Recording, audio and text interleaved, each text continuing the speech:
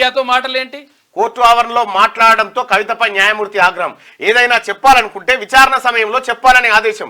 CBI కేసులో కవితకు 9 రోజుల జ్యుడిషియల్ కస్టడీ, 14 రోజులు అడిగిన సిబిఐ ఈ నెల 23 వరకు విధించిన కోర్టు. గర్భకోశ సమస్య, హై బీపీ, అల్సర్తో బాధపడుతున్న బెయిల్ ఇవ్వండి. కవిత పిటిషన్ 22న విచారిస్తామన్న న్యాయమూర్తి. ఇది సిబిఐ కస్టడీ కాదు, బీజేపీ కస్టడీ అని చెప్పి మీడియాతో కవిత అంటా ఉంది. మళ్ళీ పిడికిలు ఇక నువ్వు జై తెలంగాణ అనకు తల్లి, నీకు తెలంగాణకు సంబంధమే లేదు. అసలు నువ్వు చేసిన స్కామ్ కు పోనీ తెలంగాణలోనే చేయలే ఆ స్కామ్, పోయి ఢిల్లీలో చేతివి.